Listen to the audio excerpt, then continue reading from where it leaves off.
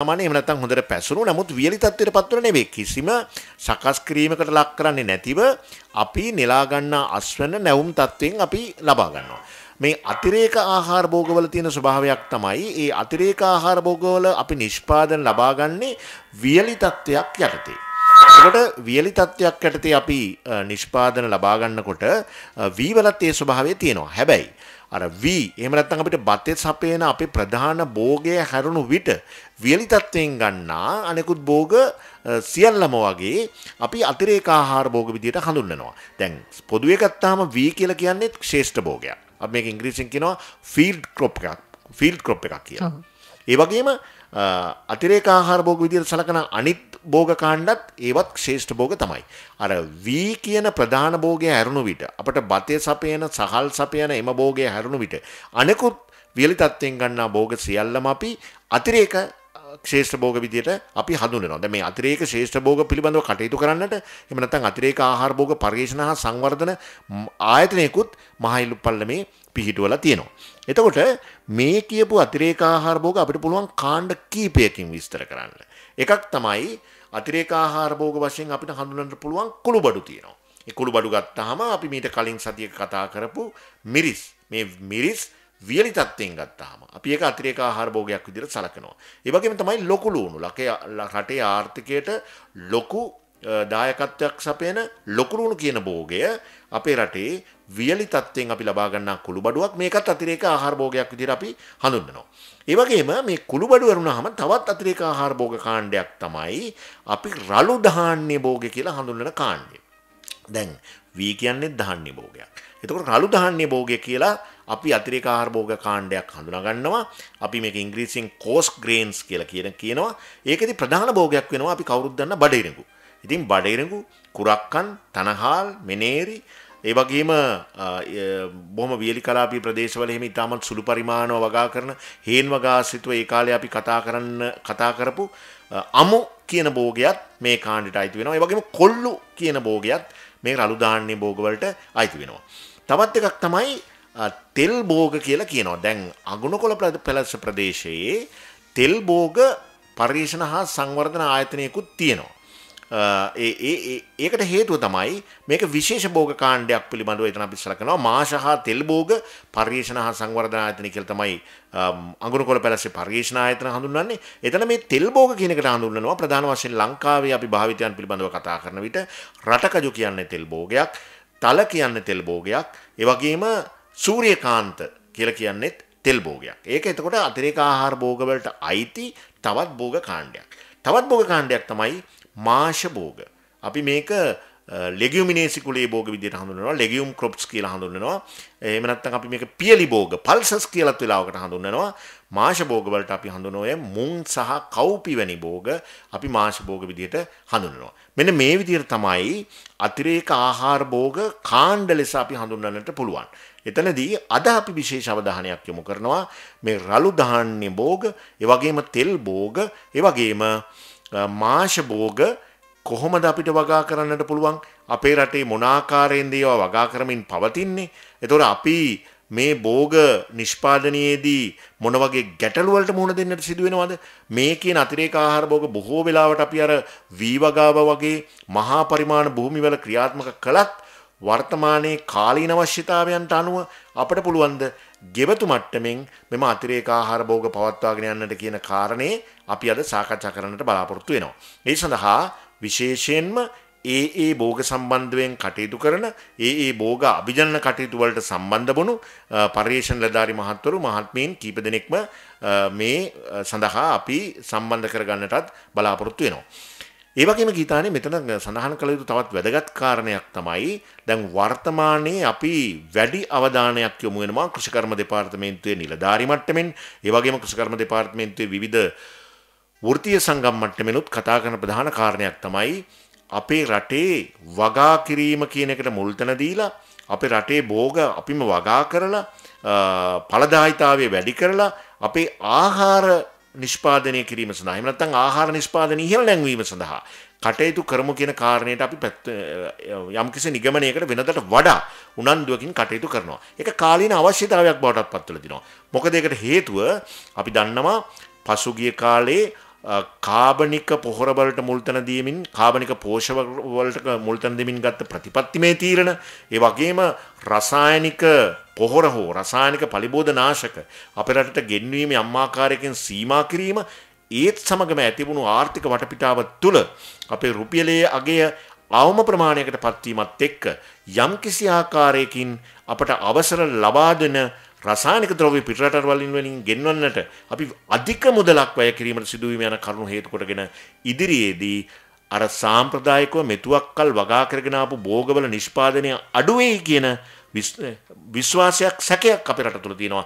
ඒ හරහා ආහාර අර්බුදයකට මුහුණ දෙන්නට සිදු වෙයිද කියන කාරණේ තියෙනවා. මෙන්න මේ தත්ත්වය මත අපට සිදු වෙනවා අපි මෙතෙක් අත ගහපු නැති භෝග වර්ග වැඩියෙන් ප්‍රවර්ධනය කිරීම සඳහා කටයුතු කිරීම සහ අඩු නිෂ්පාදන වියදමකින් අතිරේක ආහාර භෝග මෙන්ම අනෙකුත් එළවලු පළතුරු වගේ දේවල් අඩුම වශයෙන් ගෙවතු මට්ටමේ ඉඳන් අපි වැඩිපුර වගා කිරීමට පියවර ගැනීම. ඒක නිසා මේ කාලේ වැඩියෙන් වගා කරන්නට ඕන කියන මතයත් එක්කත් අපි අද විශේෂ උනන්දුවක් දක්වනවා මේ සාකච්ඡාවේදී අතිරේක ආහාර භෝග වගා කිරීමට අපිට මෙහිදී කෙතරම් විභවයක් තියනවාද කියන කාරණය පිළිබඳව කතා කරමු. හොඳයි අජිත් මහත්මයා. දැන් ඇත්තටම ආහාර හිඟයක් පිළිබඳව ගැටලුකාරී තත්ත්වයක් තිබෙනවා නම් එවැනි අවධානමක් තිබෙනවා නම් අපිට කල්ැතු සූදානම් වෙන්නට අවශ්‍යයි. ඒ සඳහා ඔබට වඩාත් වැදගත් වේවි අතිරේක ආහාර භෝග වැඩිපුර වගා කිරීමට යොමු වීමත්.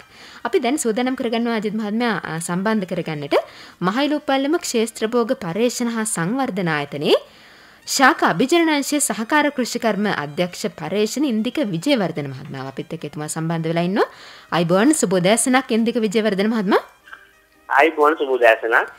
හොඳයි. අපි කැමති ඔබතුමාගේ අවධානය යොමු කරන්නට මුලින්ම අපේ රටේ බහුලව වගා කරන රළු ධාන්‍ය වර්ග අපි හඳුන්වා දෙමු. මොනවද බහුල වශයෙන් අපේ රටේ වගා කරන රළු ධාන්‍ය වර්ග? ඇත්ත වශයෙන්ම වැඩිම වගා වපසරියක් එක්ක අපි හඳුනා ගන්නවා බඩිරුඟු සාමාන්‍යයෙන් අවුරුද්දකට වසරකට හෙක්ටාර 80000ක් 70000ක් 80000ක් අතර ප්‍රමාණයක් වගා කරනවා. එයින් හෙක්ටාර 60000ක් පමණ මහ කනිෂ්ඨ වර්ෂා පෝෂිතයන්ට වගා කරනවා. ඊට අමතරව අපේ පාරම්පරික භෝගයක් වෙන කුරක්කන් වසරකට හෙක්ටාර 5000ක් 6000ක් අතර ප්‍රමාණය කරනවා. ඒ දෙක තමයි ප්‍රධාන වශයෙන්ම අපි රළු ධාන්‍ය භෝග විදිහට විශේෂයෙන් හඳුනාගන්නේ. ඊට අමතරව සෝගම් යම් ප්‍රමාණයක් වගා කරනවා. මොකද දැන් සෝගම් වගාව අපසෙදී වැඩි වෙමින් පවතිනවා. මොකද සත්වාහාරයක් ලෙස අර ශෛලේජ් සහ වෙනත් දේවල් ආහාර සත්වාහාර ලෙස පාවිච්චි කරන දේවල් වලට සෝගම් වගාව තියෙනට යම් තාක් දුරට වාර්තා නැතත් සැලකිලි ප්‍රමාණයක වගාවක් සිද්ධ වෙනවා. ඊට අමතරව අපේ පාරම්පරික භෝගයන් වන තනහාල් හා මෙනේරි යම්කිසි ප්‍රමාණයක් වගා කරනවා. හම්බන්තොට දිස්ත්‍රික්කයේ සහ මොණරාගල දිස්ත්‍රික්කයේ ආශ්‍රිතව ඒකේ විශාල අවශ්‍යතාවයක් රට තුළ තියෙනවා. නමුත් අවශ්‍යතාවයට ගැළපෙන ආකාරයට වගාවක් සිද්ධ වෙන්නේ නැහැ. ඊට අමතරව අපිට වගා කරන්න පුළුවන් අපිට හම්බු වගා කිරීම හම්බු හඳුනා ගන්න පුළුවන් රළු ධාන්‍යයක් කියලා ලංකාව තුළ එකම ප්‍රසිද්ධ නැරත් වගා කිරීමේ හැකියාවක් තියෙනවා. අමු පිළිබඳ අවධානය තිබුණත් අමු වගාව එච්චරම ප්‍රසිද්ධ වෙලා නැහැ රළු ධාන්‍යයක් ලෙස. බඩිරුඟු වගාව යම් තාක් දුරට විවිධාංගීකරණය වෙලා තියෙනවා. මොකක් නිසාද කිව්වොත් බඩිරුඟු අපි ශ්‍රේෂ්ඨ බඩිරුඟු කියන ෆීඩ් කෝන් කියලා හඳුන්වන සාමාන්‍ය අපි ආහාරයට ගන්න බඩිරුඟු දැන් උඩ සත්වාහාරයක් ලෙස නිෂ්පාදනය කරන එක. ඊට අමතරව ලංකාව තුළ විශේෂ වූ වෙළඳ පොළක් හම්බෙලා තියෙනවා ස්වීට් කෝන් එතන පැණිරිඟු වලට. ඒක මම හිතන්නේ සමහර සමාගම් විසින් මේ වෙනකොට කෑන් කිරීමට පාවිච්චි කරනවා. යම්කිසි වෙළඳ පොළක් තියෙනවා. ඊට අමතරව බේබි කෝන් ඔබ දන්නවා බේබි කෝනුත් යම්කිසි වගාවක් ලංකාව තුළ තියෙනවා. පොප්කෝන් නම් තරම් වගාවක් ලංකාව තුළ නැහැ. බඩිරුඟු ආශ්‍රිත සරකා බලද්දී. ওই භෝග ටික තමයි ලංකාවේ රළු ධාන්‍ය විදිහට අපි හඳුනාගෙන තියෙන්නේ. ඔව්. ඉන්දික විජේවර්ධන මහත්මයා දැන් අපි කතා කළොත් මේවා සාපේක්ෂව අඩු වියදමකින් නැත්නම් අඩු යෙදවුම් යොදා වගා කරන්න පුළුවන්කමක් තිබෙනවද? ඔබ සඳහන් කරපු මේ ධාන්‍ය වර්ග. ඇත්තෙන්ම කියනවා නම් බඩිරුව වගාවට ගොවි මහතුන් යොමු වීමට ප්‍රධානම හේතුවක් තමයි මේ අඩු වියදමින් වගා කිරීමේ හැකියාව. මට මතක හැටියට 2018-20 වෙනකොට 2018-20 වෙනකොට මේ විශේෂ වූ තත්ත්වයන් නැති වෙලා පොහොර මිල රසායන ද්‍රව්‍ය මිල වැඩි වීමට කලින් බඩිරුව වගාවේදී ගොවියෙකුට රුපියල් 25කට අඩු මුදලකට මේ නිෂ්පාදනයේදම අඩු මුදලකට තබාගෙන වගා කිරීමේ හැකියාවක් තිබුණා. ඒ හරහා ඔවුන් විශාල ලාභයක් ලැබුවා බඩිරු වගාවෙන්. දැන් වෙනකොට ඒක වැඩි වෙලා තිබුණත් තාමත් නිසි යෙදවුම් තියෙනවා නම් අවශ්‍ය වෙලාවට ඒ යොදා ගන්න පුළුවන් නම් තාමත් අඩු වියදමින් වගා කළ හැකි භෝගයක් බවට බඩිරු පත් වෙලා තියෙනවා. මොකද තාමත් අඩු වියදමින් වගා කිරීම හැකියාව තියෙනවා. වර්ෂාපෝෂිත තත්ත්වයකදී අඩු වියදම වලින් වගා කිරීම හැකියාව තියෙනවා. ඒක නිසා තමයි තාමත් ගොවියන් බඩිරු වගාවට යොමු වෙමින් පවතින්නේ. ඊට අමතරව කුරක්කන් වගාවත් අපිට ඇත්තටම අඩු වියදමින් කරන්න පුළුවන්. යෙදවුම් අඩුයි. ඇත්තම අපි හඳුනාගත් ලෙඩ රෝග විශාල ප්‍රමාණයක් අනිත් භෝගවල සංසන්දනය කිරීමේදී ලෙඩ රෝග අඩුයි. ඒක නිසා කුරක්කන් වගාවත් අපිට අඩු වියදමින් කිරීමේ හැකියාවක් තියෙනවා. ඒක නිසා තාමත් අපිට කුරක්කන් හා බඩිරු වගාව රළු දාන්නේ විදිහට හඳුනාගෙන ඒ වගේ වියදම අඩුවෙන් වගා කිරීමේ හැකියාව ශේෂ්ඨ තියෙනවා. හොඳයි සහකාර කෘෂිකර්ම අධ්‍යක්ෂතුමනි කුඩා පරිමාණයේ එහෙමත් නැත්නම් ගෙවතු මට්ටමින් වගා කරන වගාවලින් මේ භෝගවලින් ඵලදායී ප්‍රතිඵල ලබා ගැනීමේ හැකියාව කොහොමද? විශේෂයෙන්ම අපි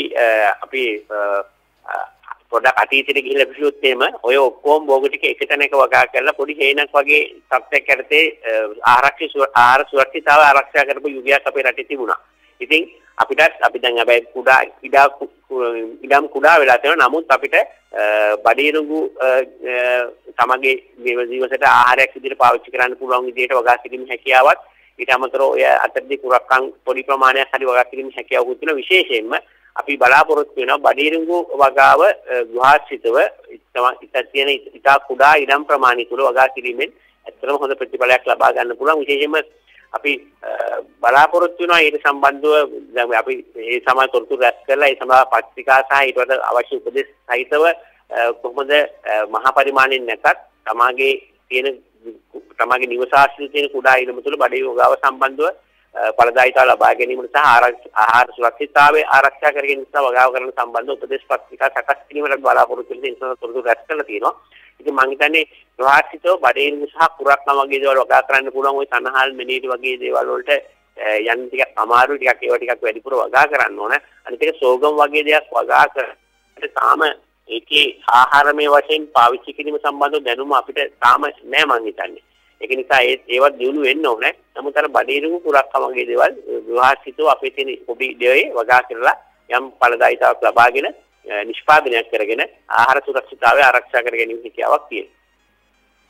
හොඳයි දැන් මේ භෝග නිෂ්පාදනය අපේ රටේ ව්‍යාප්ත කරන්නට මේ වෙන විට ජාතික මට්ටමින් මොන වගේ වැඩසටහන් සිදු කරන්න අතිරේක භෝග නිෂ්පාදනය තවත් ව්‍යාප්ත කිරීම සඳහා?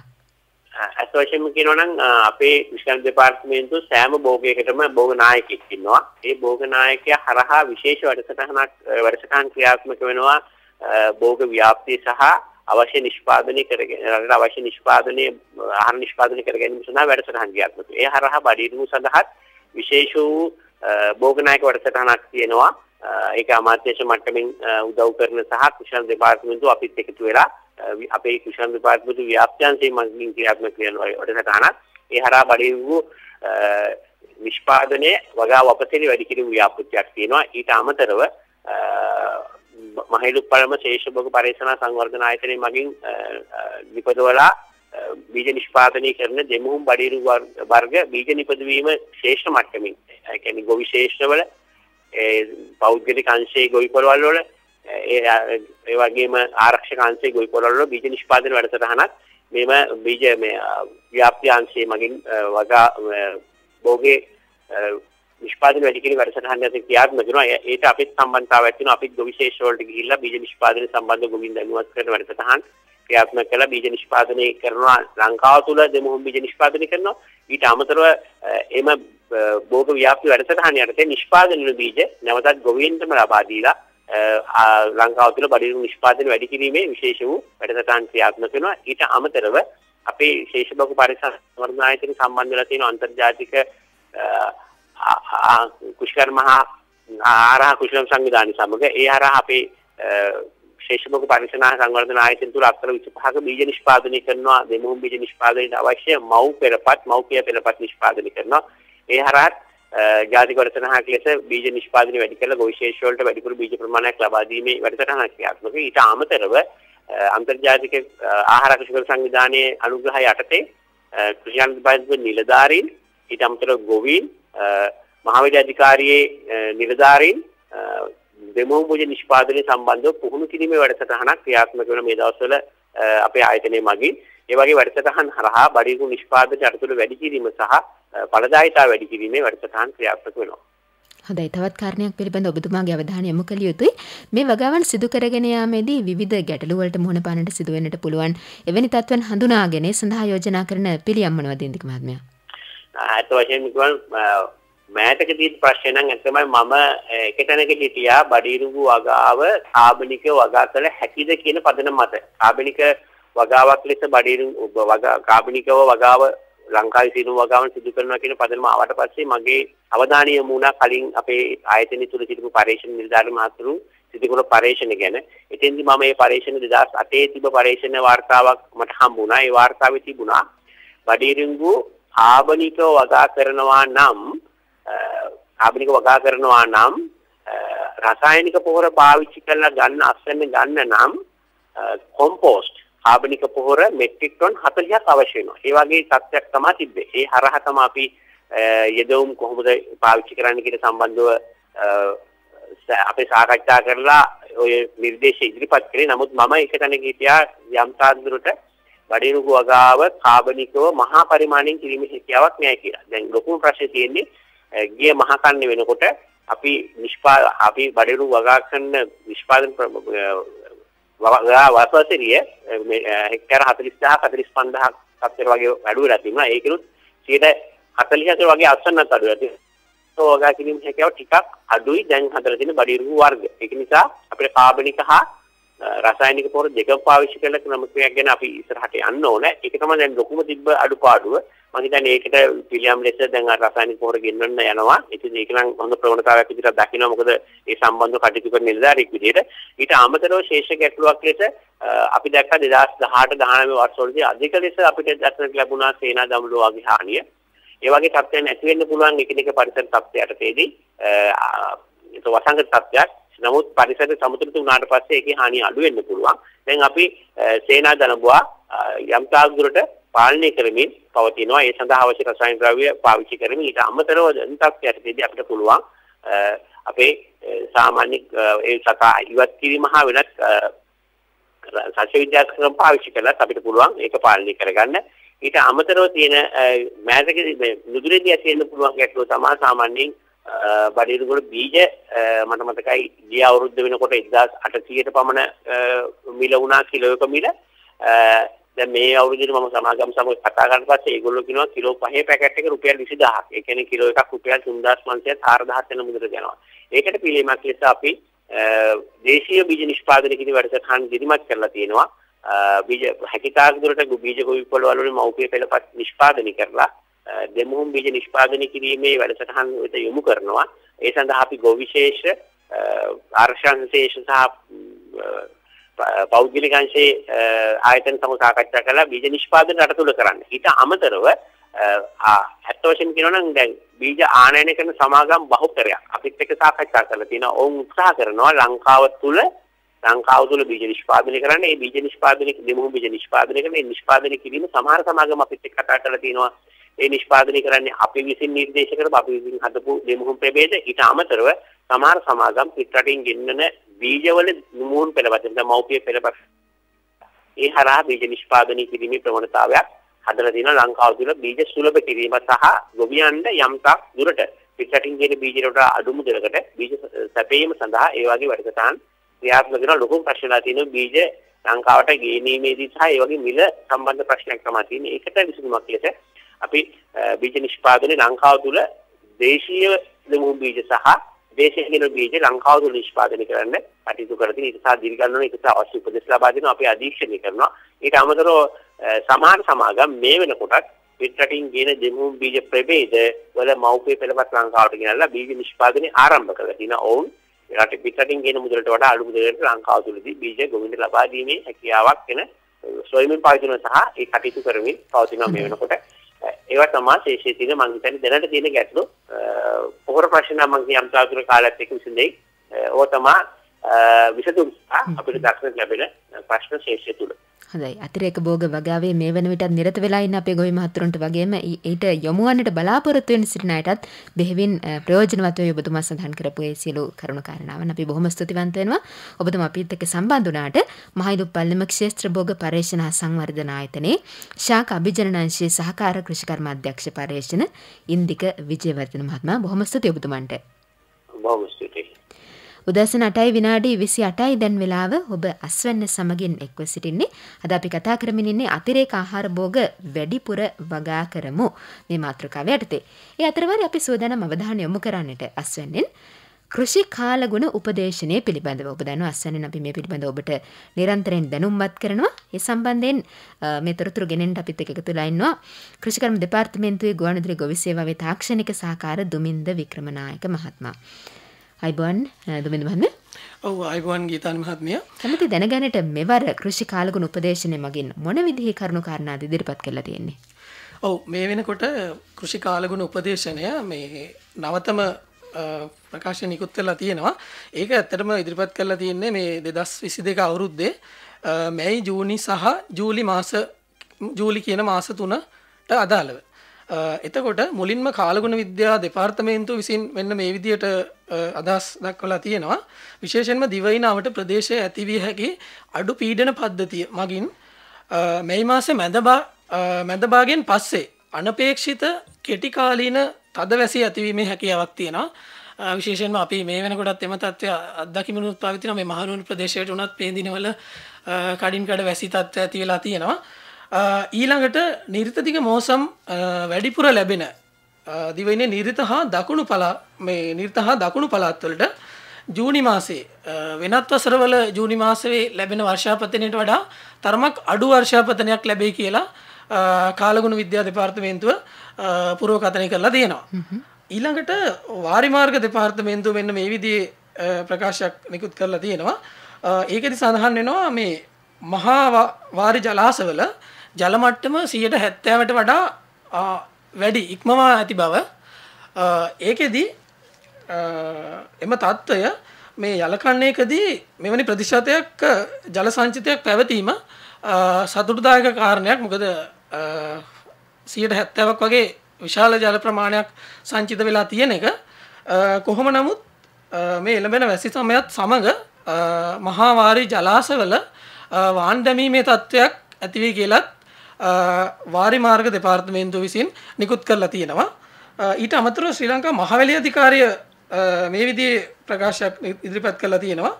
ඒකෙදි සඳහන් කරනවා මේ වී වගාව සඳහා බිම්සක සීමේ කටයුතු සැලකිය යුතු ප්‍රගතියක් මේ ශේෂ්ත්‍රය තුළ මේ වන විට දක්නට ලැබෙන්නේ නැති බව.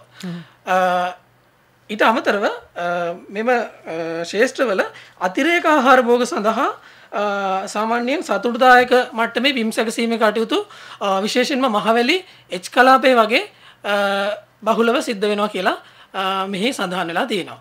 හොඳයි. දුමින්ද මහත්මයා දැන් මේ ඔබතුමා සඳහන් කරපු මේ කරුණු කාරණාත් එක්ක කෘෂි කාලගුණ තොරතුරු සලකා බැලුවාම කෘෂිකර්මික කටයුතු සඳහා මොන විදිහේ බලපෑමක් මේත් එක්ක සිදු වෙයිද? ඒ බලපෑම් අවම කරගෙන කෘෂිකර්මික කටයුතු සිදු කරගන්නේ කොහොමද කියලාත් අපි අපේ අසන්නන් දැනුම්වත් කරමු.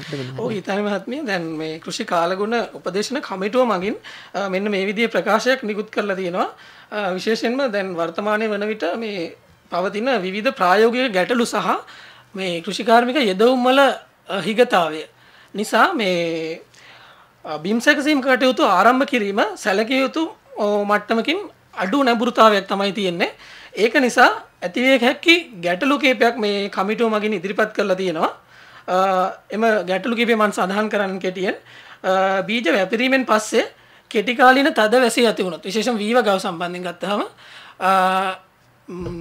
විතර වී මේ වැපරුවට පස්සේ අර තද වැසි ඇති වුණොත් මේ ඒ වැස්සත් එක්ක මේ බීජ සේදිලා යන්න පුළුවන්. ඊට පස්සේ මඩට යට වෙලා විනාශ වෙන්න පුළුවන්. මේ වගේ තත්ත්ව ඇති වෙනවා. එතකොට අර වැඩි විතර වී ප්‍රමාණයක් අපිට ආපහු මේ වැපරීම සඳහා යොදා ගන්න වෙනවා. මේක ගොවි මහත්තුරුන්ට අලාභදායී තත්ත්වයක්. ඊට අමතරව මේ කන්නය ප්‍රමාද වීමත් එක්ක අස්වනු නෙලන කාලය සැප්තැම්බර් හෝ ඊට එහා පැත්තේ කාලයකට ගියොත් එහෙම මේ අස්වනු නෙලන කාලයේ තද වැසි සහිත කාලයකට තමයි යොදා ගන්න වෙන්නේ. එතකොටත් අස්වනු හානිය ඉතා විශාල වශයෙන් වැඩි වෙන්න පුළුවන්.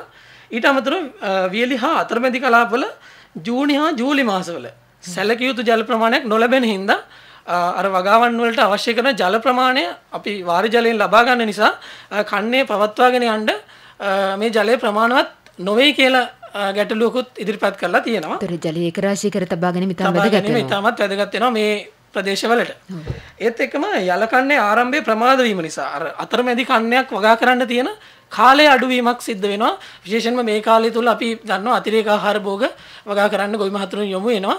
එතකොට ඒ කාලේ ප්‍රමාණවත් නොවීම නිසාත් ඒ අතරමැදි කන්නේ සාර්ථක කරගැනීමේ නොහැකියාවක් තියෙයි කියලා ඉදිරිපත් කරලා තියෙනවා. ඊට අමතරව මේ යල කන්නේ ප්‍රමාද වුණාම ඊළඟ මහ කන්නයත් ආරම්භ කරන්න ප්‍රමාද වෙනවා. එම තත්ත්වයකොත් ඇති වෙයි කියලා මේකේ සඳහන් වෙලා තියෙනවා. දැන් මේ ගැටලු වලට පිළියම් විදියටත් මේ උපදේශන කමිටුව මගින් පිළියම් කිහිපයක් ඉදිරිපත් කරලා තියෙනවා. විශේෂයෙන්ම මේ වීවගාවේදී ගත්තාම මේ කන්නේ පමා වීම නිසා අපිට කෙටි කාලීන වී ප්‍රභේද වලට යන්න කියලා ඉදිරිපත් කරලා තියෙනවා. ඒකෙදී විශේෂයෙන්ම මාස 2කමාර 3 වගේ වයස් කාණ්ඩේ වී ප්‍රභේද වගා කරන්න තෝරගන්න කියලා ඉදිරිපත් කරලා තියෙනවා. ඊට අමතරව බීම් සැකසීම සති 2කට වගේ සීමා කරන්න. මූලික බීම් සැකසීමෙන් පස්සේ දින 10කට පස්සේ දෙවැනි බීම් සැකසීම සිදු කරලා ඉතිරි දින 4-5 කාලය ඇතුළත ඉතිරි මේ මට්ටම් කිරීම, බීජ වැපිරීම, ඉතිරි සියලුම කාර්යයන් සිදු කරන්න කියලාත් ඉදිරිපත් කරලා තියෙනවා. ඊට අමතරව මේ බීජ වැපිරීම පැල සිටුවීම මගින් මේ ශේෂ්ත්‍රයේ තිබියදීම වල් මර්ධනය කරන්න කියලා උපදෙස් දීලා තියෙනවා. මොකද අර කෙටි කාලයක් තුල බීම් සැකසීමට යොදා ගන්න නිසා. ඊට අමතරව කන්නේ ආරම්භ වීම එකවර සිදු නොවීම නිසා මේ විවිධ වයස් කාණ්ඩවල වී ප්‍රභේද තියෙන නිසා රෝග හා පලිබෝධ හානි වැඩිපුර සිදු වෙයි කියලාත් මේකෙදි සඳහන් කරලා තියෙනවා. ඒ රෝග හා පලිබෝධ පාලනයට පිළියම් යොදා ගන්න කියලාත් මේකෙදි සඳහන් කරලා තියෙනවා. ඔව් ඔබට පැහැදිලි ඇති තරමක් දුෂ්කර අවධියක තමයි අපේ ගොවි මහතුරුන්ට කටයුතු කරන්න සිදු වෙන්නේ. අතිරේක ආහාර භෝග වගාවෙන නිරතුණත් අනිකුත් යල මහ කන්නවලට සූදානම් වුණත් ඔබ මේ අවදානම් බහර අරන් තමයි කටයුතු කළ යුත්තේ. හොඳයි අපි තවදුරටත් කතා කරමු අස්සනෙන් අපි ඊට කලින් කෙටි විරාමයක් ලබා ගනිමු. අද අපි සාකච්ඡා කරමින් ඉන්නේ අතිරේක ආහාර භෝග වැඩිපුර වගා කරමු මාතෘකාව යටතේ. උදේ 8යි විනාඩි 35යි දැන් වෙලාව. උදැසන 8යි විනාඩි 39යි දැන් වෙලාව. ඔබ අස්වැන්න සමගයි එක්ව සිටින්නේ. අද අපි කතා කරමින් සිටින්නේ අතිරේක ආහාර භෝග වැඩිපුර වගා කරමු. මේ සම්බන්ධයෙන් අපි අවධානය යොමු කරද්දී දැන් අපි තවත් දුරකථන සම්බන්ධතාවක් ගොඩනගා ගන්නවා. ශාක අභිජනන අංශයේ සහකාර කෘෂිකර්ම අධ්‍යක්ෂ පර්යේෂණ ප්‍රියන්ති කුමාරරත්න මහත්මිය අපිත් එක්ක දැන් සම්බන්ධ වෙලා ඉන්නවා. අයිබෝන් සුබෝදෑසනක් ඔබතුමියට. ප්‍රියන්ති මහත්මිය අපි කැමති දැනගන්නට මේ අපිට අහන්නට ලැබෙන අද අලුත් වචනයක් මේ මාෂ භෝග කියලා. මාෂ භෝග විදිහට හඳුන්වන භෝග කාණ්ඩය පිළිබඳව ඔබතුමියගෙන් මා කැමති පැහැදිලි කිරීමක් ලබා ගන්නට. මාංශ භෝග කියලා කියන්නේ මාංශ භෝගත් අයිති වෙන්නේ රනිද භෝග වලටම තමයි. මාංශ භෝග වල විශේෂය වෙන්නේ අපි ඇට වර්ග අපි අර කියන්නේ ඇට වර්ග පියලි වර්ග කියලා මේ මෝරපු බීජ ආහාරයට ගන්නවට තමයි අපි මාංශ භෝග කියලා කියන්නේ. ඒ කියන්නේ රනිද කුලයට අයත් වෙන භෝගවල ඇට වර්ග පියලි වර්ග කියලා අපි ආහාරයට ගන්න. ඒ කියන්නේ මෝරපු බීජ ආහාරයට ගන්නවට තමයි අපි මාංශ භෝග කියලා කියන්නේ. මාංශ භෝග කියලා අපි කියපුවම මුං ඇට උඳු කවුපි කඩල පරිප්පු වගේ දේවල් අයිති වෙනවා මේ මාංශ භෝග වලට. මාංශ භෝග වල විශේෂත්වය තමයි ඒකේ අර වැඩි ප්‍රමාණයක් ප්‍රෝටීන් අඩංගු වෙනවනේ. ඒක තමයි විශේෂයෙන්ම සාමාන්‍යයෙන් 24ක් විතර ප්‍රෝටීන් අඩංගු වෙනවා. ඒ කියන්නේ අපිට ලාභදායී මේ ප්‍රෝටීන් ප්‍රභාවයක් විදිහට මාංශ භෝග පාවිච්චි කරන්න පුළුවන්. අනිත් අතට ඛනිජ ලවණ විටමින් ඒ වගේ දේවලුත් වැඩිපුර තියෙනවා මාංශ භෝගවල. ඒක නිසා මේ මාංශ භෝග ආහාරයට එක් කරගන්න එකෙන් ලොකු ප්‍රයෝජනයක් තියෙනවා. දැන් මාංශ භෝග කියන එක අපි ගත්තොත් එහෙම මේ ශරීරයේ ස්ථූලභාවය අඩු කරගන්න අපිට මාංශ භෝග පාවිච්චි කරන්න පුළුවන්. මාංශ භෝග කියන එක දැන් මම විශේෂයෙන් කිව්වොත් ඒ අර අපි දැන් බීජ විදියට ගන්න, මෝරපු බීජ විදියට ගන්න රනිද භෝග වලට තමයි අපි මාංශ භෝග කියලා කියන්නේ. හොඳයි ප්‍රියන්ති මහත්මිය. දැන් අපි කතා කළොත් මේ ආදායම් උත්පාදනය කිරීමේදී මේ භෝග වගා කිරීමේ මාංශ භෝග වගා කිරීමේ වැදගත්කම කොහොමද? දැන් අපි මාංශ භෝග කියලා කියන්නේ රනිල භෝග. මේ මාංශ භෝග අපි ගත්තොත් එහෙනම් මාංශ භෝග වල වගා කරන එකේ විශේෂ වැදගත් අපි ආර්ථිකමය වශයෙන් බලනකොටත් වඩා වෙනත් කරුණුත් තියෙනවා මාංශ භෝග වගා කිරීමේදී. මේක රනිල භෝගයක් හින්දා නයිට්‍රජන් තිර කිරීමේ හැකියාව තියෙනවා. නයිට්‍රජන් තිර කිරීමේ හැකියාව කියන්නේ මූල ගැටති මගින් නයිට්‍රජන් පරිසරයට එකතු කරන්න මේ පසට එකතු කරන්න පුළුවන් මේ භෝගවලට. ඒක නිසා ඒක විශේෂයෙන්ම වැදගත් වෙනවා. දැන් ආර්ථික වශයෙන් මේවා වුණත් අපේ පස සාරු කරගන්න. ඒ කියන්නේ අපි දැන් මේ කන්නේ ඒක මේ රනිල භෝගයක් හැදුවා නම් ඒ කියන්නේ මාංශ භෝගයක් වගා කරා නම් ඒ කියන්නේ මුංගුදු කව්පි වගේ භෝගයක් වගා කරා නම් ඊළඟ කන්නේ වගාවට අපිට මිරිස් ලුණු වගේ භෝගයක් පාවිච්චි කරනවා නම් ඒ භෝගයට යම් ප්‍රමාණයක අවශ්‍යතාවයට වෙන නයිට්‍රජන් ප්‍රමාණය මේ පස්සේ එකතු වෙනවා මේ රනිල භෝග වගා කිරීම නිසා. අනිත් එක තමයි රනිල භෝග මම ඉස්සෙල්ලා කිව්වා වගේ රනිල භෝග ලාභ ප්‍රෝටීන් ප්‍රභවයක් නේ. ඒක නිසා අපිට අපේ ආහාර වලට ප්‍රෝටීන් ලබා ගන්නත් මාංශ භෝග පාවිච්චි කරන්න පුළුවන්. ඒත් එක මේක මේ අපිට මේ පහසෙන් වගා කරගන්න පුළුවන්. ඒ කියන්නේ මේ අවශ්‍ය මේ අනිත් භෝග වලට සාපේක්ෂව ඒ කියන්නේ ලුණු මිරිස් වගේ භෝග වලට සාපේක්ෂව මේ භෝග වලට තියෙන අවශ්‍යතාවය හරි අඩුයි. ඒ කියන්නේ දැන් අපිට ඕනම උෂ්ණත්ව පරාසයක වගා කරන්න පුළුවන්. සාමාන්‍ය සෙල්සියස් අංශක 35 25 ඉඳන් 35 විතර වෙනකන් උෂ්ණත්වයක අස්සන්න අඩුවීමක් නැතුව වගා කරන්න පුළුවන්. අනිත් එක තමයි පස්පරා. ඒ කියන්නේ පස්සේ ඕන පරාසය. ඒ කියන්නේ මැටි පසක් වෙන්න පුළුවන්. මේ වැලි පසක් වෙන්න පුළුවන්. ඊට පස්සේ හොඳ සාරු පසක වුණත් මේ භෝගේ වගා කරගන්න පුළුවන්. ඊළඟට අනිත් එක තමයි අඩු සාපේක්ෂව අනිත් භෝග වලට වඩා අඩු ජල ප්‍රතිශතයක් තමයි මේකට ඕන වෙන්නේ. ඊට පස්සේ කෙටි කාලීනයි. මේක සාමාන්‍ය මාස 2-3ක් අතර කාලෙදී අපිට අස්වැන්න ගන්න පුළුවන්. ඊට පස්සේ සාමාන්‍යයෙන් අනිත් භෝග වලට වඩා පරිභෝජ හානි අඩුයි මේ භෝග වලට. රනිල කියන්නේ මේ මාංශ භෝග වලට. ඊළඟට මේක අයිදේ තමයි තුන්වන කන්නේ වගාවට සුදුසු වෙනවා. දැන් අපි ආදායම් විදියට ගත්තොත් ආදායම කොහොමද අපි ගන්න කියලා බලුවොත් මේක කියන්නේ දැන් මේ අපනයන අපි මේ රනිල මාංශ භෝග අපනයන කිරීම ආනයනය කිරීම නැවැත්තුවත් එක්ක අපේ ලොකු ඉල්ලුමක් තියෙනවා. ඒක නිසා මේ මිල වැඩි මේ වගා කරපුවම අපිට කියන්නේ විකුණ ගන්න පුළුවන් පහසෙන් විකුණ ගැනීමේ හැකියාවක් තියෙනවා ඉස්සරට වඩා. ඒක නිසා වගා කිරීමෙන් හොඳ ආදායමක් ගන්න පුළුවන්. සාමාන්‍යයෙන් අපි සාමාන්‍යයෙන් හොඳ වගාවකින් හෙක්ටයාරයකට කිලෝග්‍රෑම් 1500 2000ක් විතර ලබා ගන්න පුළුවන් මේ මුංගුදු කව්පි වලින් වගාවෙන්. එතකොට දැන් තියෙන මිලත් එක්ක හොඳ ආදායමක් ගන්න පුළුවන්.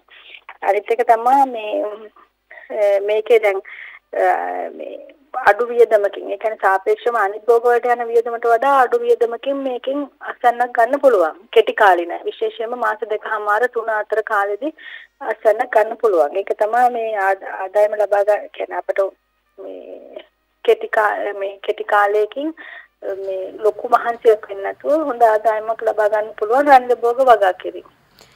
ඔව් ප්‍රියන්ති කුමාරරත්න මහත්මිය දැන් බොහෝ දෙනෙක් වී වගා ක්ෂේත්‍රවල මාංශ භෝග වගා කිරීම සිදු කරනවා. වී වගා ක්ෂේත්‍රවල මේ භෝග වගා කිරීමට තිබෙන විකල්ප වගා රටා මොනවද? ප්‍රියන්ති මහත්මිය. මේක මේ ඉතාමත්ම වැදගත්. මොකද වී වගාවේදී අපි කරන්නේ සාමාන්‍ය යලමහ කන්න දෙකේනේ වී වගාව කරන්නේ. යලමහ කන්න දෙක වගා කරාට පස්සේ ඉතුරු වෙන මාස ටිකේ මේ වී කුඹුරු ඉදන් ලොකු ප්‍රමාණයක් නිකරුණේ කියන වගාවක් කරන්නේ නැතුව නිකන් තියනවා. ඒ තියෙන කාලය ප්‍රයෝජනෙට ගන්න පුළුවන් මේ මාංශ භෝග වගාවත් එක්ක. විශේෂයෙන් මුං වගාව සමහර කව්පි ප්‍රභේද අපිට මෙහෙම වගා කරන්න පුළුවන්. ඒ කියන්නේ යල කන්න ඉවරලා මහ කන්නෙන් පටන් ගන්න අතර කාලය හරි මහ කන්න ඉවරලා යල කන්නේ පටන් ගන්න අතර කාලය හරි අපිට මේ වගාව සාමාන්‍යයෙන් සිද්ධ කරන්න පුළුවන්. විශේෂයෙන්ම දැන් අපි වී වගාව කරන්න මාස 2.5 3.5නේ මේ අතරමැදි වගාව මාස 2.5 3 කරන මේ වී කුඹුරු වල පහසෙන්ම කරන්න පුළුවන්. 3.5 කරන කුඹුරු වලත් සමහර වෙලාවට ඒ වගා කරන කාලයත් එක්ක අපිට මේ තුන්වෙනි කන්නේ වගා අපි මේකට කියන්නේ තුන්වෙනි කන්නේ වගාව කියලා. තුන්වෙනි කන්නේ එහෙම නැත්නම් අතරමැදි කන්නේ වගාව කියනවා. මේක අපිට කරන්න පුළුවන්. මෙතනදී සාමාන්‍යයෙන් අපි යල කන්නේ සමහර වෙලාවට මේ කුඹුරු ඉඩම් වල අප්‍රේල් මැයි වෙනකොට අස්වැන්න නෙලනවා. ඊට කලින් නෙලනවා. දැන් ඒ ප්‍රදේශات එක්ක වෙනස් වෙනවා. ඒ වෙනස් වෙන රටාවත් එක්ක අපිට පුළුවන් යල කන්නේ හරි මහ කන්නේ හරි වගාව ඉවර වෙනකොටම මේ තුන්වෙනි කන්නේ වගාව පටන් ගන්න. මේක ක්‍රම 3කට කරන්න පුළුවන්. ඒක අපි තීරණය කරන්න ඕනේ කුඹුරේ තියෙන තෙතමනියත් එක්ක. ගොඩාක් තෙතමනිය තියෙනවා නම් අපිට පුළුවන් මේ දැන් තෙතමනිය තියෙනවා නම් ඉපනැල්ලට අපිට මේ හිඳ පුළුවන්. මේ කුඹුර කියන්නේ ගොඩක් තෙත තියෙනවා නම් අපිට කුඹුර මේ වී වගාව අයින් කරලා ඊට පස්සේ බිම් සකස් කරලා බීජ දාන්නත් පුළුවන්. එහෙම නැත්නම් ඉපනැල්ලට බීජ ඒ කියන්නේ ගොයන් කපලා ඉපනැල්ලට බීජ දාන්න පුළුවන්. අනිත් ක්‍රමය තමයි ගොයන් කපන්න ඉස්සෙල්ලා බීජ දාන එක. දැන් ඉපනැල්ලට බීජ දානවා නම් ගොයන් කපන්න ඉස්සෙල්ලා දානවා නම් අපි බලන්න ඕනේ පස්සේ මේ කුඹුරේ තියෙන තෙතමනේ. මොකද ගොඩ තෙතමනේ තියෙනවා නම් අපි දැන් ගොඩක් කලාවට අර මේ යන්ත්‍ර මගින් මේ කුඹුරුව ලස්සන ගන්න. ඒතර ගොඩක් තෙතමනේ තිබුණොත් මුංගට දාපුවම මුංගට ගොඩක් යටට යන්න පුළුවන්. එහෙම වුණොත් මුංගට තැලෙන්නේ ඒක නිසා මේ අර ගොඩක් තෙතමනේ නැත්තම් විතරයි අපි මේ ගොයන් කපලා ඉස්සෙල්ලා බීජ දාන්නේ. අපි එහෙම නැත්තම් අපි ගොයන් කපලා ඉපනැල්ලට බීජ දාන්න පුළුවන්. මේ දෙකෙන්ම අපිට කරන්න තියෙන්නේ අපේ පස්සේ තෙතමනේ ආරක්ෂා කරගෙන කුරුල්ලන්ගෙන් ආරක්ෂා කරගෙන අපේ තුන්වෙනි කන්නේ වගාව සිද්ධ කරගන්න පුළුවන්. ඊළඟ අනිත් එක තමයි අපිට ජල සම්පාදන තත්ත්වයක් තියෙනවා නම් ජල සම්පාදනය කරගන්න පුළුවන් කමක් තියෙනවා නම් හොඳින් බිම් සකස් කරලා බීජ වගා කරන්න මේ බීජ දාන්න පුළුවන් ශේෂ්ත්‍රයට. එහෙම කරනකොට අපිට හැබැයි ජල සම්පාදන පහසුකමක් තිබිය යුතුයි. මොකද නැත්තම් අර ඒ පස්සේ තියෙන දෙතුමනියත් එක්ක ගොඩක් වෙලාට කුඹුරු අසන්න කැපුවට පස්සේ අපිට වර්ෂාව හම්බෙන්නේ නැහැ. ඒක නිසා මේ වර්ෂාවෙන් අපි ජලය බලාපොරොත්තු වෙන්න අමාරුයි ටිකක්. ඒක නිසා ජල සම්පාදන තත්ත්වයක් තියෙනවා නම් විතරක් මේ හොඳින් බිම් සකස් කරලා තුන්වෙනි කන්නේ වගාව කරන්න පුළුවන්. එහෙම නැත්නම් අර ඉපනැල්ලට දාන එක හරි ගොයන් කපන්න ඉස්සලා දාන එක හරි ඒ දෙකෙන් එකක් කරන්න පුළුවන්. හොඳයි මා හිතනවා මේ කරුණු බොහොම ප්‍රයෝජනවත් වේවි ඔබතුමිය දැක්වූ අදහස් එක්ක අපි බොහොම ස්තුතිවන්ත වෙනවා ශාක අභිජනන අංශයේ සහකාර කෘෂිකර්ම අධ්‍යක්ෂ පර්යේෂණ ප්‍රියන්ති කුමාර රත්න මහත්මියට මාෂ භෝග වගාවේ නිරත වන අපේ ගොවි මහතුරුන්ට වැදගත් වන තොරතුරු බෙදා හදා දුන්නාට බොහොම ස්තුතියි ඔබතුමියට. හොඳයි උදේ 8යි විනාඩි 47යි දැන් වෙලාව අජිත් ගුණසේකර මහත්මයා දැන් මේ කාල සීමාව කියලා කියන්නේ තරමක් අභියෝගාත්මක කාල සීමාවක් රටේ වැඩි අවධානය යොමු වෙලා තියෙනවා ඉදිරියේදී මතුවිය හැකි ආහාර හිඟයකට අපි කොහොමද මුහුණ දෙන්නේ දැන් තියා කල් තියා සහ ඊටාම කඩිනමින් අපි ගත යුතු ක්‍රියාමාර්ග මොනවද කියලා විශේෂණ කෘෂිකර්ම දෙපාර්තමේන්තුවේ කෘෂිකර්ම අමාත්‍යාංශයට මෙහිදී සුවිශාල වගකීමක් පැවරිලා තියෙනවා අජිත් මහත්මයා කැමති අපි ඒ පිළිබඳව අවධානය යොමු කරන්නට අපි ඊළඟ සම්පත්දායකවත් එක්ක සම්බන්ධ වෙනකම් මේ සඳහා කෙටි කාලයක් හෝ ලබාගෙන කතා කරන එක ඉතාමත් වැදගත් වෙනවා. අපි දන්නවා කෘෂිකර්ම දෙපාර්තමේන්තුවේ කෘෂිකර්ම ව්‍යාප්තිය පුහුණු මධ්‍යස්ථානයේ තියෙනවා එක කන්නේ වෙනුවෙන් නිෂ්පාදන සැලැස්මක් තිබෙනවා. ඒ නිෂ්පාදන සැලැස්ම තුළ ඉලක්ක වගයක් තියෙනවා. මෙන්න මේ භෝගයෙන් මේ කන්නේ තුළ මෙච්චර වපසරියක වගා කිරීමට බලාපොරොත්තු වෙනවා. ඊළඟ භෝගයෙන් මෙන්න මෙච්චර ප්‍රමාණයක් අපි ඉලක්ක කරනවා මේ කන්නේ තුල වගා කරලා සම්පූර්ණ කරන්න කියලා. හැබැයි විවිධ ගැටලු නිසා මේ ඉලක්ක කියන ඒ වගේ වෙනස්කම් සිද්ධ වෙනවා පරිබාහිරව ඇතිවෙන විවිධ බාධක නිසා. එක කාරණයක් තමයි අපි ඔය කියපු ආකාරයට පොහොරවල මිල තත්ත්වය සහ පලිබෝධනාශකවල මිල තත්ත්වය පසුගිය වසරවලට තිබුණට වඩා අධික ලෙස ඉහළ යාම. මේ දැන් හැම පාරිභෝගික ද්‍රව්‍යයක්ම වගේ කෘෂිකර්මයේ යෙදවුම් වල මිලත් ඒ විදිහට ඉහළ යනවා. ඒ වගේම තමයි මේවා ශ්‍රීමාකාරී තත්ත්වයන් යටතේ අපේ රටට ගෙන ඒම. මේ කාබනික ගොවිතැන් ප්‍රතිපත්තියත් එක්ක සිදුවෙච්ච පරිවර්තනයත් එක්ක. ඒ නිසා අපි ප්‍රධාන වශයෙන් අවධානය යොමු කරන්න ඕන කියන කාරණයක් තමයි මේ ඉලක්ක කොහොම වෙතත් තමන්ට හැකි ආකාරයට තමන්ගේ ගෙවතු මට්ටමින් හරි කමක් නැහැ ඉඩකඩ ඇති තැනක මොනවා හරි වගා කරන්න උත්සාහ කරනවා කියන එකේ. අපි විලාකට හිතනවා ගෙවත්තා කියවම අලභෝග වගා කරන්න බෑ, නාගරික පරිසරයක වගා කරන්න බෑ කියලා. නමුත් ඒ සඳහාත් විවිධ බඳුන් මල උපයෝගී කරගෙන මේ වැඩේ කරන්න පුළුවන්. අද මේ සාකච්ඡාව තුළින් අපි උත්සාහ කරන්නේ අතිරේක ආහාර භෝගයක් වුණත් ගෙවත්තට එකතු කරන්න පුළුවන් කියන කාරණය. හොඳයි අජිත් මහත්මයා අපි එහෙමනම් මේ කාරණෙත් එක්කම දැන් සම්බන්ධ කරගන්න අස්වන්නට අගුණකොළ පැලැස්ස මාෂ හා තෙල් භෝග පර්යේෂණ හා සංවර්ධන ආයතනයේ සහකාර කෘෂිකර්ම අධ්‍යක්ෂ පර්යේෂණ සරෝජනී එදිරිමාන්න මහත්මිය. අයිබෝන් සුබෝදෑසනක් ඔබතුමියට. අයිබෝන් සුබෝදෑසන. කැමති ඔබතුමියගෙන් මුලින්ම අවධානය යොමු කරන්නට තෙල් භෝග කියලා කියන්නේ මොනවද? අපි ඒ ගැන පැහැදිලි කිරීමක් කරගනිමු. ඔව් ඇත්තටම තෙල් භෝග කියලා අපි කියන්නේ ප්‍රධාන වශයෙන්ම අපිට ආහාරයට ගන්න පුළුවන් තෙල් සහ ඒ ආශ්‍රිත නිෂ්පාදන සඳහා වැදගත් වෙන භෝග. ඇත්තටම අපේ රටේ ප්‍රධාන වශයෙන් තෙල් භෝග විදිහට සැලකන්නේ රටකජු, තල සහ සූර්යකාන්ත. මේක අමතරව වෙනත් බොහෝ රටවල් වල අපි සෝයා බෝංචි තෙල් භෝගයක් විදිහට සැලකනවා. නමුත් අපේ රටේ සෝයා බෝංචි ආශ්‍රිතව නිෂ්පාදනය වන තෙල් සහ ඒ ආශ්‍රිත නිෂ්පාදන අඩු නිසා විශේෂයෙන්ම මාස භෝගයක් විදිහට තමයි සෝයා බෝංචි සලකන්නේ. ඉතින් අපේ රටේ ප්‍රධානම තෙල් භෝග විදිහට සලකන්නේ රටකජු, තල සහ සූර්යකාන්ත. හොඳයි සරෝජනි මහත්මිය දැන් මේ කෘෂි භෝග විදිහට ගත්තහම අපේ රටේ ආර්ථිකයට මේ තෙල් භෝගවල ඇති වැදගත්කම කොහොමද? ඔව් ඇත්තටම තෙල් භෝග අපේ රටේ ආර්ථිකයට විශාල දායකත්වයක් ලබා දෙනවා. ලබා දෙන්න පුළුවන් භෝග ඉස්සරහටත්. එතනම අපි ගත්තොත් අපේ රටේ දල්දේශීය නිෂ්පාදනයේ කෘෂිකාර්මික ශේෂ්ත්‍රය හරහා සාමාන්‍ය 7.4ක වගේ 2020 වගේ වෙනකොට දායකත්වයක් දක්වලා තියෙනවා. ඉතින් මේ වන විට තෙල් භෝග වගේම ගොඩක් භෝග ආනයනයෙන් නවත්තලා තියෙනවා. ඉතින් අපේ රටේ තෙල් භෝග ප්‍රධාන වශයෙන්ම තෙල් සහ රස කැවිලි ආශ්‍රිත නිෂ්පාදන සඳහා තමයි යොදාගන්නේ. ඉතින් මේ හරහා අපට විදේශ විනිමය උපයා ගැනීමේ විශාල විභවයක් තියෙනවා. රටකජු මේ භෝගයේ සැලකුවොත් ඇත්තනම විශේෂ නිෂ්පාදන සඳහා පමණයි අපි ආනයනය කරන්නේ.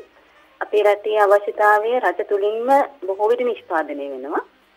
ඒ හරහා විදේශ විනිමය ඉතිරි කරගෙන අපේ රටේ ආර්ථිකය ශක්තිමත් කිරීමට හොඳ දායකත්වයක් ලැබිලා තියෙනවා.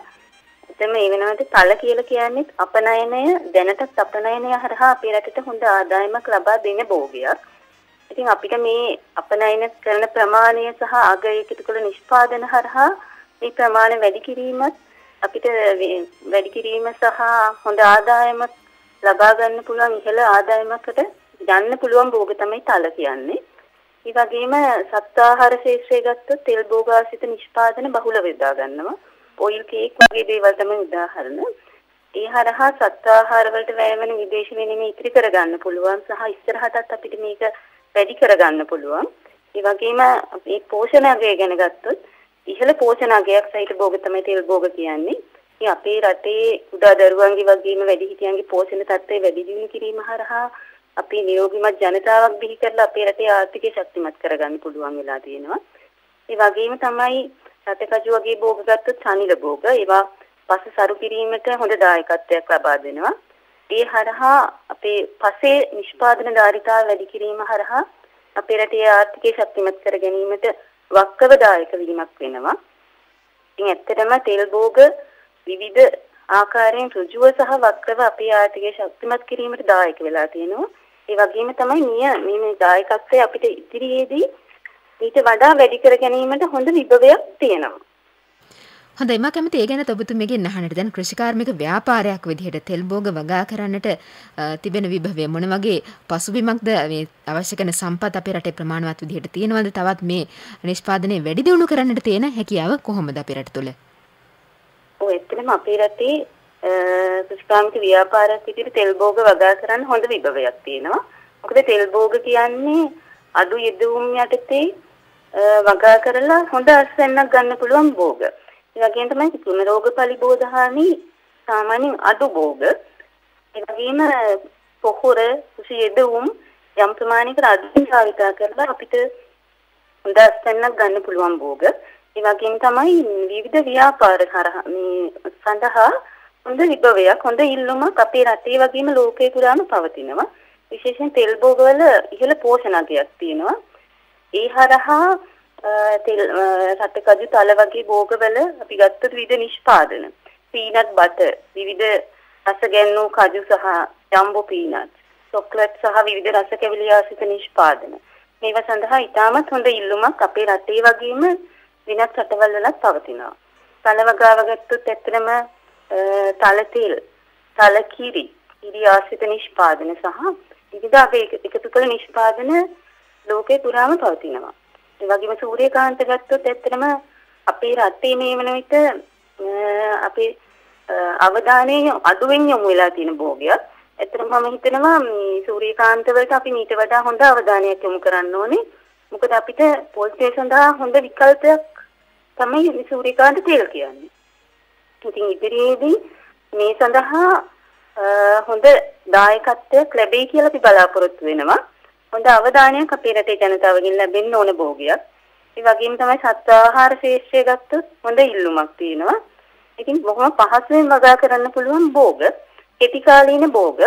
ඒ හරහා මෙම නිෂ්පාදන හරි පහසුවෙන් හදන්නත් පුළුවන්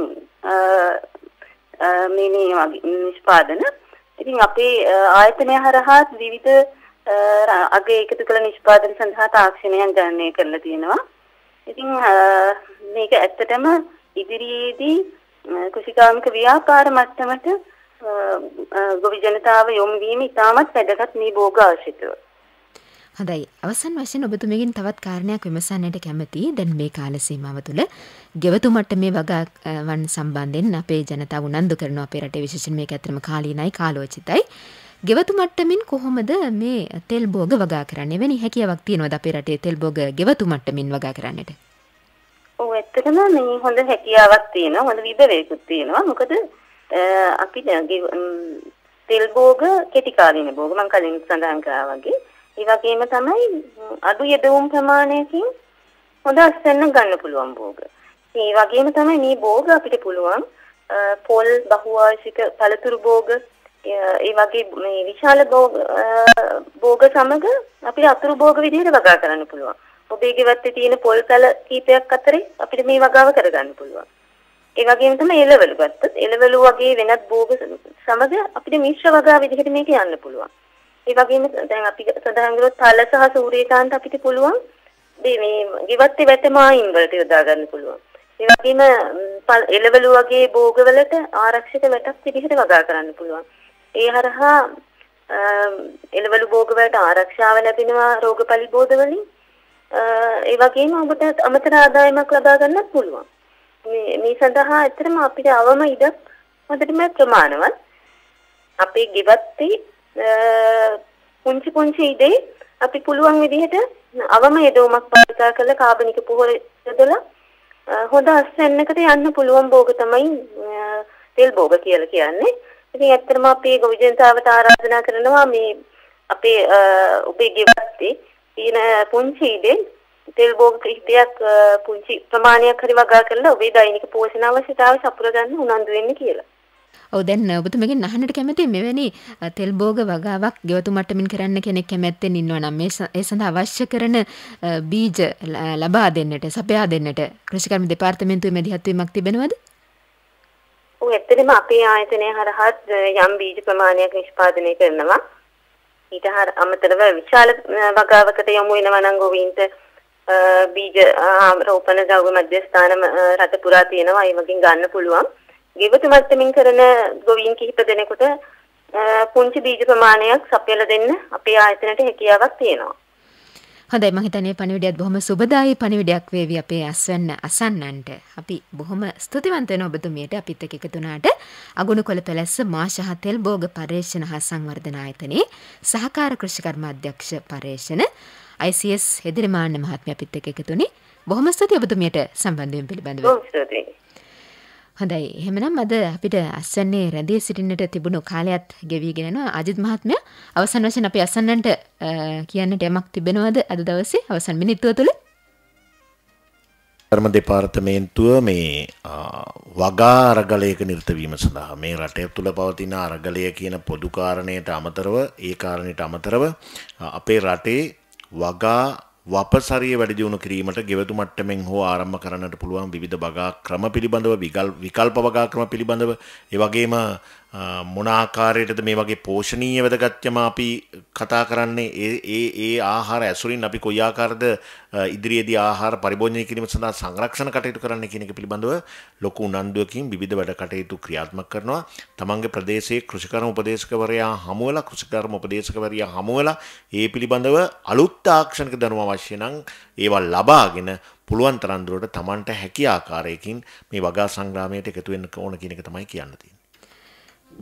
හොඳයි එහෙමනම් අජිත් මහත්මයා මේ පණිවිඩයත් එක්ක අපි අදට සමුගනිමු. යලි ලබන සිකුරාදාත් පෙරවරු 8ට ඔබ හමු වන බලාපොරොත්තුවෙන් අතිරේක ආහාර භෝග වැඩිපුර වගා කරන්නට ඔබට උනන්දුවක් ඇති වුණා නම් එයයි අප ලද ජයග්‍රහණය. අපි ආරාධනා කරන ඔබේ ප්‍රශ්න ගැටලු සහ අදහස් යෝජනා සියල්ලක් අප වෙත යොමු කරන්න. නිෂ්පාදක අස්වැන්න කඳුරට සේවයේ පුෂ්පදාන මාවත මහනුවර අපේ ලිපිණයට. අද අපිත් එක්ක එකතු වුණේ සම්පත්දායකින් සම්බන්ධීකරණය කරමින් කෘෂිකර්ම දෙපාර්තමේන්තුවේ ගුවන්විදුලි ගොවි සේවාවේ කඳුරට ඒකකයේ සහ සහකාර කෘෂිකර්ම අධ්‍යක්ෂ සංවර්ධන අජිත් ගුණසේකර මහත්මයා සමගින් තාක්ෂණික සහකාර දුමින්ද වික්‍රමනායක මහත්මයා බොහොම ස්තුතියි ඔබතුමන්ලා දෙදෙනාටම. අපි අස්සනෙන් හමුවෙමු ලබන සතියේත් ඔබට අස්සනෙන් සපිරි සුබ සතියක් ප්‍රාර්ථනා කරනවා. මම ගීතානි ඒකනායක. අදත් අස්සන නිෂ්පාදනය කළේ කඳුරට සෙවේ සහකාර අධ්‍යක්ෂ සමන් ජයරත්න මහතා.